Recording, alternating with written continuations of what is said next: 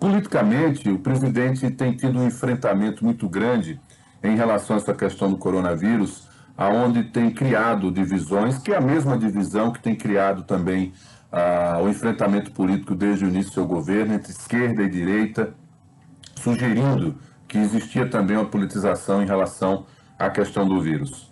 Eu até entendo que onde tem político, tem política, onde tem político, se faz política. Mas eu entendo e aprendi com essa doença que dentro do próprio governo essas divergências não foram boas para o governo. O governo perdeu 2 ministros da saúde, o ministro Mandetta, depois o Taiti, temos agora o militar, o general Pazuello, todos eles acreditando, ou pelo menos os 2 primeiros acreditando nas orientações da Organização Mundial da Saúde, que aponta com dados científicos e, claro, com altos e baixos, com erros e acertos, mas sempre fundamentado na ciência, que o uso da máscara é algo que faz a diferença exatamente para evitar a transmissão de uma pessoa para outra e dessa outra pessoa para mim. Então a máscara é uma barreira, um anteparo natural. Os médicos usam máscaras diariamente, ficam feridos, né? Com rostos feridos. Todos os demais profissionais da saúde, os enfermeiros, as pessoas que são auxiliares, os atendentes, os motoristas de ambulância, os técnicos de enfermagem. Pois bem, exatamente por entender que a máscara é quem salva vidas, a Câmara e o Senado, juntos aí quase mais de 600 cabeças discutindo esse tema, chegaram à conclusão que precisavam ser rígidos, radicais, no tocante à utilização da máscara. Aplicando multa, determinando obrigatoriedade, acredito inclusive que há alguns exageros. Mas o mínimo que é a utilização da máscara nos espaços e ambientes públicos, até mesmo para garantir a volta para alguns estados agora, no momento que já se pensa em fazer isso, e no nosso estado isso está acontecendo, os empresários estão conscientes que precisam voltar, que devem voltar, que os consumidores precisam se sentir protegidos com a utilização da máscara. Uma legislação clara sobre isso, nacional, já que localmente a gente tem os decretos municipais, estaduais, que determinam o uso obrigatório de máscaras, uma lei federal poderia exatamente colocar esse tema sem discussão. E seria uma chance importante para o governo apontar uma liderança nesse sentido. Mas o governo, na nossa avaliação, comete um erro político gravíssimo, que faz com que ele amplie a rejeição, inclusive dentro da sua própria base de apoio. Durante essa pandemia tem caído o percentual de apoio das pessoas em relação ao presidente por conta da sua postura em relação à doença. O presidente vetou o uso de máscaras em ambientes religiosos, em ambientes privados, mas de circulação pública, e também a não obrigatoriedade nas repartições públicas. Isso é muito grave, isso é muito sério. Por qual razão? Porque a ciência, a pesquisa, são pessoas que dedicam suas vidas, ou vêm dedicando suas vidas há anos, para chegar a conclusões quanto a essa doença que dizem que a máscara salva vidas.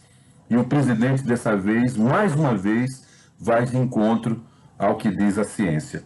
Eu não queria que essa fala ela ficasse oscilando entre mágoas, entre questões ideológicas de esquerda ou de direita, mas eu queria que ela tivesse um conteúdo humano, sabe? Um conteúdo que fizesse o presidente ou pessoas próximas a ele pensarem dessa maneira.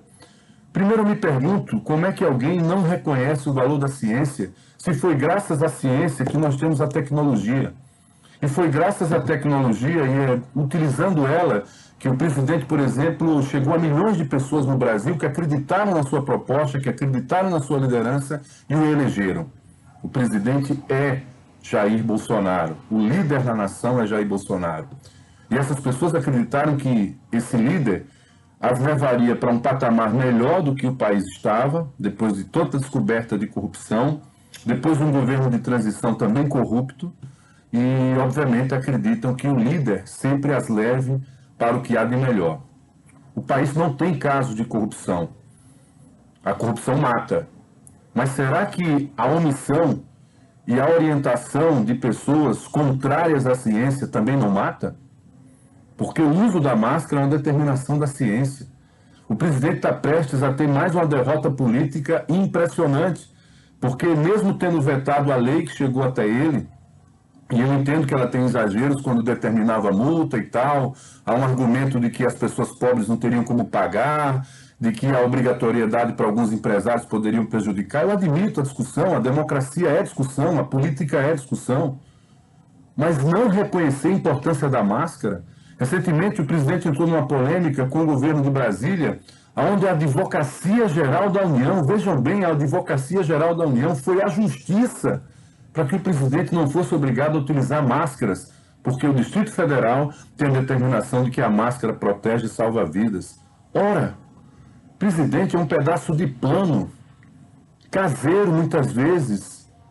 Muitas e muitas pessoas vão conseguir fazer, as que não vão conseguir doações. As pessoas vão conseguir essas doações. Mas mesmo assim, o presidente optou pelo veto. Esse veto vai voltar para o Congresso. O Congresso possivelmente derruba os vetos do presidente e, mais uma vez, uma decisão importante para o país, ao invés de ter sido apresentada pelo líder máximo da nação, democraticamente eleito, vai ser conduzida pelo parlamento.